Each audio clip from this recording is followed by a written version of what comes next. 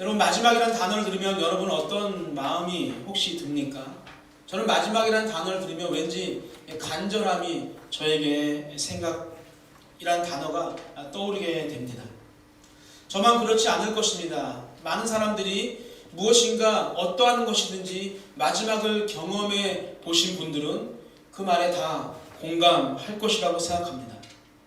왜 마지막이라는 단어가 우리에게 간절함으로 다가오게 되어질까요? 이유는 마지막은 다음이 없기 때문입니다. 다시 볼 수도 없고 다시 만질 수도 없고 다시 먹을 수도 없기 때문입니다. 만약에 내일도 볼 수 있고 내일도 만질 수 있고 내일도 우리가 먹을 수 있다면 우리는 그것에 대해서 그렇게 간절함이 생기지 않을 것입니다. 여러분, 오늘이 아니어도 언제든지 예배를 드릴 수 있다고 생각하는 것과 마지막 예배라고 생각하는 것과는 엄청난 차이가 있습니다. 오늘 예배가 나의 생애, 나의 삶의 마지막 예배라고 생각한다면 조금은 더 우리 마음속에 간절함이 있지 않을까요? 그런 사람들은 절대 예배를 소홀히 하지 않을 것입니다. 그래서 오늘 이 예배가 나에게 마지막이라고 생각하는 것은요, 굉장히 중요합니다. 어쩌면 우리는 애써서 이 마지막이라는 것을 외면하면서 살아가고 있지 않나 생각해 봅니다. 여러분, 행복하면 행복해서 마지막을 생각할 이유가 없고, 내가 힘들고 불행하고 어려우면 그것 때문에 행복을 생각할 여유가 없습니다. 지금 온 세계가 코로나 바이러스로 어둠에 휩싸여 버린 이때에 지금에서야 마지막이라는 것을 우리가 조금 생각하고 있는 것이라 생각합니다. 오늘 읽은 본문 요엘서는 우리에게 마지막 날에 대해서 예언하는 예언서입니다. 우리도 인정하고 싶지 않지만 마지막을 향해 달려가고 있음을 우리는 늘 잊지 말아야 합니다. 언젠가는 찾아올 마지막을 잘 준비하는 것은요, 굉장히 현명한 것입니다. 그리고 마지막에 나타날 현상들이 어떤 것이 있는지 알아보고 과연 나는 마지막을 잘 준비하고 있는가를 매일같이 우리가 점검해야 합니다. 왜 그럴까요? 오늘이 우리에게 있어서 마지막일 수 있기 때문입니다. 사랑하는 성도 여러분들, 오늘 말씀을 통해 마지막에 우리에게 나타나는 것이 무엇인지 알게 되어지고 그것들이 지금 나에게 나타나고 있는지를 점검해보는 오늘 복된 하루가 되기를 소망합니다. 그럼 나에게 마지막에 나타나야 할 것들은 과연 무엇이 있을까요? 첫 번째, 마지막 날에 나에게 성령의 부으심이 나타나야 합니다. 우리 28절을 같이 읽겠습니다. 그 후에 내가 내 영을 만민에게 부어주리니 너희 자녀들이 장래를 말할 것이며 너희 늙은이는 꿈을 꾸며 너희 젊은이는 이상을 볼 것이며. 아멘. 하나님은요, 그의 성령을 만민에게 부어주실 것이라고 말씀하십니다. 만민은요, 문자적으로 모든 사람을 이야기합니다. 모든 육체를 이야기합니다. 그러나 그것이 지구상의 모든 사람을 이야기하는 것이 아니라 모든 하나님의 언약 백성을 말합니다. 29절 볼까요? 그렇습니다. 그때에 내가 또 내 영을 남종과 여종에게 부어줄 것이며. 아멘. 하나님은 마지막 때에 영을 남종과 여종에게 부어주십니다. 사회적 신분을 엄격히 구분했던 당시의 이 말씀은요, 많은 사람들에게 굉장히 충격적인 그런 말이었을지 모르지만 성령의 부으심은 그렇게 어떠한 신분이나 어떠한 형편에 관련 없이 부어주신다는 말입니다. 여러분, 신분이나 인간의 조건이 결코 성령의 부으심의 장애물이 될 수 없습니다. 우리 고린도전서 12장 13절입니다. 읽습니다. 우리가 유대인이나 헬라인이나 종이나 자유인이나 다 한 성령으로 세례를 받아 한 몸이 되었고 또 다 한 성령을 마시게 하셨느니라. 아멘. 여러분, 유대인이나 헬라인이나 종이나 자유인이나 다 한 성령을 받는다는 것은요, 성령의 부으심이 이스라엘 백성들에게 한정된다는 것이 아니라 하나님이 구원하시기로 작정하신 모든 사람에게 그 성령은 부어진다는 말씀입니다. 다시 말해서 하나님의 영은 하나님의 자녀라면 신분이나 직책이나 또 부와 아무런 상관없이 부어진다는 것이죠. 그래서 이 시간 나에게 반드시 하나님의 영이 부어져야 합니다. 지금 모두가 마지막 때라고 하는데, 아니 언제가 마지막인지 모르고 살아가는 나에게 하나님의 그 성령이 부어지지 않고 있다면 그것처럼 무서운 것은 없습니다. 왜? 나는 하나님의 자녀가 아닐 수 있기 때문이죠. 그렇다면 성령이 나에게 부어졌는지 아닌지 우리가 어떻게 알 수가 있을까요? 우리 28절을 다시 한번 같이 읽도록 하겠습니다. 읽습니다. 그 후에 내가 내 영을 만민에게 부어주리니 너희 자녀들이 장래일을 말할 것이며 너희 늙은이는 꿈을 꾸며 너희 젊은이는 이상을 볼 것이며. 아멘. 만민에게 부어주신 하나님의 영은요, 장래일을 말하게 할 것이고 꿈을 꾸게 할 것이고 이상을 볼 수 있게 한다고 이야기합니다. 여러분, 장래일을 말한다는 것은요, 예언하다라는 그런 말입니다. 예언하다라는 것은 두 가지 의미를 가지고 있어요. 하나는 미래의 일을 말하는 것이고 또 하나는 하나님의 대변자로서 백성들에게 하나님의 말씀을 선포한다라는 그런 뜻을 가지고 있습니다. 사도행전 2장을 보게 되어지면 성령의 충만함을 받은 자들이, 그 제자들이 예루살렘에 모여있는 유다인들에게 하나님의 말씀을 담대히 전했던 것을 우리가 볼 수 있습니다. 즉 장래일을 말한다는 것은요, 말씀을 전한다는 것입니다. 성령을 받은 자는 언제 어디서나 하나님의 그 말씀을 전하며 살게 된다는 것을 이야기합니다. 지금 나는 하나님의 말씀을 전하고 있습니까? 그러면 나는요, 성령을 받은 자, 성령을 부은 바 된 사람입니다. 그리고 두 번째 보니까 하나님의 영은요, 꿈을 꾸며 이상을 볼 것이다 라고 이야기합니다. 꿈을 꾼다와 이상을 볼 것이다 라는 것을 우리가 하나의 의미로 우리가 이야기할 수 있는데, 꿈은요, 하나님의 뜻을 백성에게 알리는 특별 계시의 수단으로 사용되어졌습니다. 그리고 꿈을 꾸고 이상을 본다는 것은요, 복음을 받는 것이고 더 나아가서 인류 구원에 대한 하나님의 마음을 우리가 본다는 것을 의미합니다. 대표적인 예가 바울의 꿈입니다. 사도행전 16장을 보게 되어지면 아시아로 선교를 가기로 바울이 이제 마음을 먹습니다. 그런데 어느 날 밤 그 꿈에 마게도냐 사람이 나타나서 마게도냐로 와서 우리를 도우라라는 그런 꿈을 바울이 꾸게 되어지죠. 그 꿈을 통해서 바울이 하나님의 마음을 알게 되어지고 그가 마게도냐로 가서 하나님의 복음을 전하게 되어집니다. 사랑하는 성도 여러분들, 마지막 날에 성령이 나에게 반드시 부어져야 합니다. 그 성령으로 말씀을 전하는 자가 되어져야 하고 그 성령의 부어짐으로 하나님의 마음과 하나님의 뜻을 헤아려서 그 뜻대로 순종하는 자가 되어져야 합니다. 예배를 드려도 말씀을 들어도 아무런 감동이 없고 말씀에 대한 사모함도 없이 살아가고 있다면 오늘 예배를 통해서 정말 내 마음속에 성령을 가득 부어달라고 우리가 간절하게 기도해야 합니다. 이 시간 예배당에서 각 가정에서 예배를 드리는 모두에게 성령의 부으심이 가득하기를 주님의 이름으로 축복합니다. 두 번째, 마지막 날에 나는요, 여호와의 이름을 부르는 자가 되어야 합니다.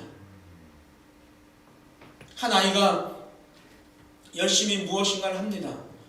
그런데 잘 되지 않아요. 그때 그 아이가 무엇을 선택하냐면 엄마를 부릅니다. 자신의 문제를 해결해 달라는 아이의 신호입니다. 문제를 해결하기 위해 엄마의 상태나 시간과는 아무런 상관없이 아이는 엄마를 부릅니다. 여러분, 이것이 자녀의 특권입니다. 우리의 힘으로 해결할 수 없는 문제에 부딪혔을 때 우리는 하나님의 이름을 불러야 합니다. 하나님의 상태와 시간과 상관없이 우리는 무조건 하나님의 이름을 불러야 합니다. 하나님의 이름을 부르지 않는 것은 자녀의 특권을 버리는, 포기하는 가장 어리석은 행동입니다. 자녀들이 도와달라고 할 때 자녀의 부탁을 무시하는 부모는 없어요. 참 부모는요, 내 자녀가 그것을 포기하는 것보다는 나에게 도와달라고 말하기를 부모님은 기다립니다. 하나님도 마찬가지로 우리가 당신에게 진정으로 도움을 청하기를 원하고 또한 기다리고 계십니다. 우리가 하나님의 이름을 부르면 엄마의 이름을 부른 아이가 그 문제를 해결받는 것처럼 우리가 하나님의 이름을 부르게 되어질 때 하나님은요, 우리의 문제를 반드시 해결해 주십니다. 아멘. 우리 32절을 같이 읽어볼까요? 읽습니다. 누구든지 여호와의 이름을 부르는 자는 구원을 얻으리니 이는 나 여호와의 말대로 시온산과 예루살렘에서 피할 자가 있을 것이며 남은 자 중에 나 여호와의 부름을 받을 자가 있을 것임이니라. 아멘. 여러분, 누구든지 여호와의 이름을 부르는 자는 구원을 얻는다라는 그런 본문의 말씀처럼 하나님은 언제나 우리의 소리에 귀를 기울이시고 우리를 구원해 주시기를 원하고 계십니다. 코로나 바이러스로 인해서 신천지의 속내 속살이 다 드러나고 있습니다. 신천지에서는 14만 4천 명이 들어야 영원한 생명을 얻는다라고 이야기합니다. 그러한 잘못된 교리에 빠져서 신천지인들이 부모와 가족과 자신의 모든 것을 포기하고서라도 14만 4천 명에 들고자 합니다. 정말 안타까운 그런 현실입니다.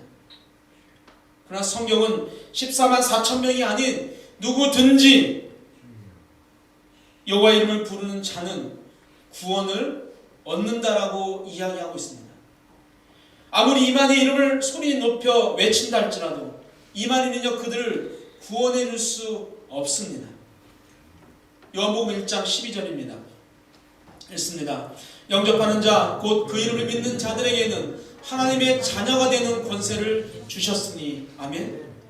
예수 그리스도를 나의 구세주로 믿는 사람은 그렇게 내가 받아들이면 하나님의 자녀가 되는 권세를 주신다는 말씀입니다.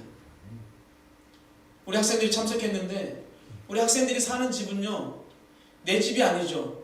부모님의 집입니다. 그러나 집에 들어갈 때 혹시 숙박비를 내거나 음식값을 내는 자녀가 혹시 있습니까? 그런 자녀는 이 세상에 한 명도 없습니다. 부모님의 집에 마음대로 들어가고 마음껏 있는 것을 다 먹습니다. 심지어 설거지도 하지 않아요. 청소도 하지 않습니다. 여러분, 그것이 자녀의 권세입니다. 우리가 하나님의 자녀가 되는 권세를 받았다는 것은요, 이와 동일합니다. 이 세상에서의 나그네 삶이 끝나면 본향인 하나님의 집으로 가는 것입니다. 내 집이 아니라고 아버지의 집에서 쫓겨나지 아니하는 것처럼 하나님의 자녀가 되는 권세를 받았기 때문에 우리는 하나님의 집에 가게 되는 것이죠. 14만 4천 명에 들어야 영원히 살고 천국에 갈 것처럼 말하는 신천지는 그래서 가짜입니다. 여러분, 심판의 날은 반드시 옵니다. 코로나 바이러스 하나만으로도 정말 수많은 사람들이 공포 속에 살아가게 되는데 세상의 마지막은 얼마나 더 무섭고 공포스러울까요? 오늘 본문에서는 마지막이 가까이 오면 어떤 현상이 나타난다고 합니까? 해가 어두워지고 달이 핏빛처럼 변한다라고 이야기합니다. 무엇을 말합니까? 상상할 수 없을 정도로 무섭고 또한 그것은 인간의 어떠한 노력으로도 해결할 수 없는 것이라는 것을 이야기합니다. 그러나 우리가 그러한 상황 가운데 두려워하지 않을 수 있는 것은 무엇이냐면 여호와의 이름을 부르는 모든 남은 자들은 구원을 받게 된다라는 그 하나님의 말씀 때문입니다. 지금 내가 기도하는 친구, 가족들이 오늘이 마지막일 수 있어요. 그래서 그들이 여호와의 이름을 부르게 하는 것이요 너무나도 중요합니다. 아니 친구를 위해서 기도하고 가정을 위해서 기도하는 나의 삶도 오늘이 마지막일 수 있다는 거예요. 그래서 우리 모두는 다 여호와의 이름을 부르는 자가 되어져야 합니다. 여기서 중요한 사실 한 가지 더 말씀드립니다. 우리 32절 다시 한번 볼까요? 읽습니다. 누구든지 여호와의 이름을 부르는 자는 구원을 얻으리니. 아멘.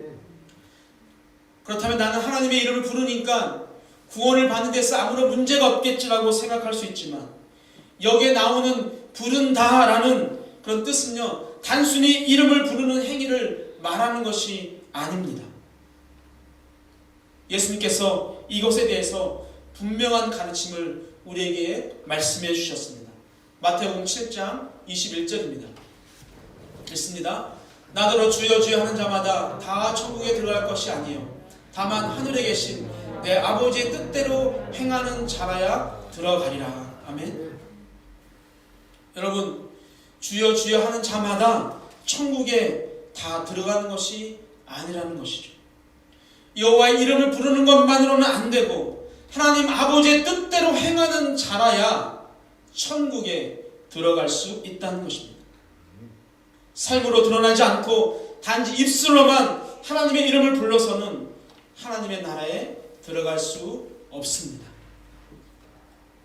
지금 한국교회가 아버지의 뜻대로 행함이 있어야 하는 시간입니다. 하나님의 뜻은 세상의 빛과 소금으로 우리가 살아가는 거예요. 하나님의 뜻은 이 세상 가운데 어려움 당한 사람들에게 우리가 도움의 손길을 펼치는 것, 하나님의 사랑을 전하는 것, 그것이 바로 하나님의 뜻입니다. 지난 8일 설교를 통해서 2주 동안 우리가 조금씩 아껴서 우리가 5,000원짜리 먹을 거 4,000원짜리 먹고 4,000원짜리 먹을 거 3,000원짜리 먹어서 우리가 코로나 구제헌금을 하자고 말씀을 드렸어요. 오늘이 2주가 되는 날입니다. 지난주까지 총 19분이 동참하셔서 69만 원의 헌금이 들어왔습니다. 매번 이러한 일이 있을 때마다 동참하시는 분들에게는 정말 죄송해요. 왜냐하면 그분들도 힘들기 때문에. 그러나 왜 설교를 통해서 왜 주보를 왜 광고를 통해서 여러분 그 구제헌금에 대해서 제가 이야기할까요? 혹시 구제헌금이 많이 들어오면 제가 뭐 하나님으로부터 더 많은 칭찬을 받습니까? 아니 총회로부터 뭐 어떤 상장을 받습니까? 그렇지 않아요. 제가 그렇게 이야기하는 것은 그것이 바로 하나님의 뜻이기 때문입니다. 그 뜻대로 행할 때 아버지 집에 마음대로 들어갈 수 있기 때문입니다. 저는 여러분들이 하나님 아버지 집에 마음대로 들어갈 수 있는 자녀가 되는 것이 제 소원이기 때문에 저는 여러분에게 그 말씀을 전합니다. 그러한 사명이 나에게 있기 때문에 저는 전할 뿐입니다. 그 다음은요 여러분의 몫입니다. 그리고 그 다음은 하나님께서 판단하실 거예요. 드리고 싶지만 정말로 없어서 못 드리는 분 있겠죠. 하나님이 다 알고 계셔요. 하지만 드릴 수 있음에도 불구하고 드리지 않는다면 그것 또한 하나님께서 판단하시겠죠. 어느 사람이 길을 가다가 돌뿌리에 걸려 넘어지려고 합니다. 아이고 하나님이라고 이야기하죠. 미국 사람 어떻게 이야기합니까? 뭐 오마이갓이라고 하든지 뭐 하여간 이야기하겠죠. 그러면 돌에 걸려 넘어질 뻔만 하면 천국에 갈 수 있습니까? 하나님의 이름을 불렀으니. 우리는 하나님의 구원을 너무나 가볍게 여겨서 입으로 하나님의 이름을 부르면 구원을 받는다고 잘못 생각하는 경우가 많습니다.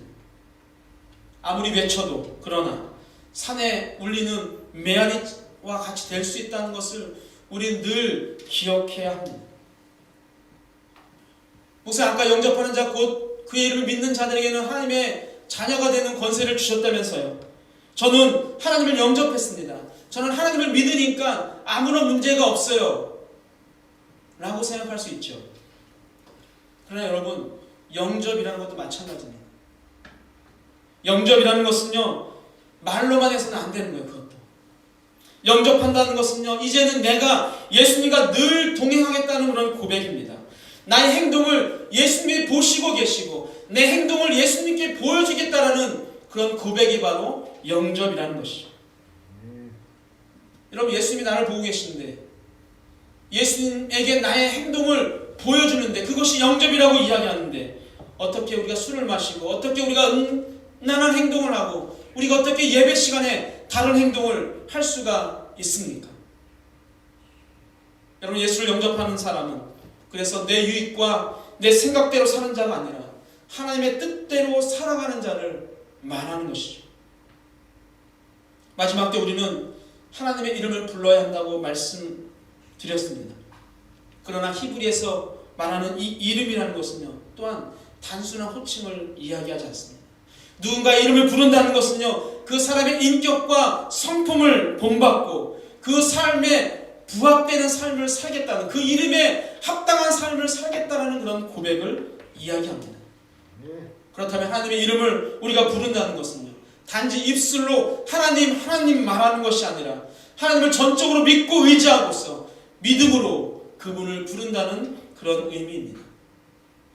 이러한 진실한 마음, 전능하신 하나님임을 내가 믿고 의지하는 그런 마음을 가진 사람은 누구라도 하나님의 이름을 부르면 구원이 보장된다는 거예요. 구원을 시켜주시겠다는 거예요. 구원이 된다는 것입니다. 로마서 10장 13절입니다. 똑같은 말씀인데 읽어볼까요? 누구든지 주의 이름을 부르는 자는 구원을 받으리라. 여러분, 누구든지는 바로 그렇게 전능하신 하나님임을 믿고 그 하나님의 말씀대로 살아가겠다라고 고백하는 자를 말하는 것입니다. 아무리 교회를 열심히 다니고 주여 주여라고 외친다고 해도 하나님을 진심으로 믿지 않고 전적으로 의지하지 않는 사람들은 여호와의 날, 즉 마지막 날에 내가 너를 도대체 도무지 알 수 없다라는 그런 하나님의 판결을 듣게 되고, 진심으로 하나님을 믿고 의지하는 자는 공부를 잘하거나 못하거나 나이가 많거나 적거나 부자이거나 가난하거나 키가 크거나 작거나 상관없이 그를 하나님께서 특별하게 구별하여 주셔서 어디로? 구원의 자리로, 하나님의 나라로 이끄신다는 것이죠. 여러분, 믿지 않는 사람들도 지금은 말세라고 이야기합니다. 모두가 말세라고 하는 이때에 성령 충만함이 가득하고 그로 인해 날마다 장래일을 말하고 꿈을 꾸며 하나님을 입으로만 부르는 것이 아니라 진정한 삶으로 부르며 뜻대로 우리가 살아간다면, 그렇게 살고 있다면 우리에게 마지막은요, 여러분, 공포가 아니라 가장 행복하고 가장 즐거운 날이 될 것입니다. 그러나 그렇지 않은 자들에게는 어떻게? 영이 부어지지 않고 하나님의 이름을 온전히 부르지 않는 자들에게는 그 심판의 날은요, 해가 어두워지며 달이 핏빛처럼 바뀌어지는 그런 엄청나게 무서운 공포의 시간, 즉 심판의 날이 되는 것입니다. 사랑하는 산돌교 성도 여러분들, 온 세계가 코로나로 힘들어하고 있습니다.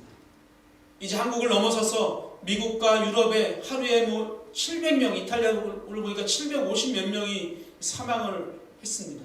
이제 몇만 명이 확진자가 되어져서 이제 어떻게 어떤 상황으로 이것이 바뀌어질지 모르겠습니다. 사업이 힘들고 가정이 힘들고 여러 가지 모임들이 힘들어지고 정말 일상이 그리워지는 그런 시간을 살아가고 있습니다. 그럼에도 지금까지 잘 견뎌주시고 또 지금까지 예배로 협조해 주셔서 너무너무 감사합니다. 그러나 여러분, 더 중요한 것은 마지막 때에 나에게 나타나야 할 것이 나타나야 한다는 것이죠. 우리가 코로나 때문에 그 모든 것들, 나의 영혼이 다 팔려서 이 마지막 때에 나에게 나타나야 할 것이 무엇인지 구별하지 못하고 그것에 내가 얽매여서 살고 있다면 그것 또한 어리석은 행동이죠.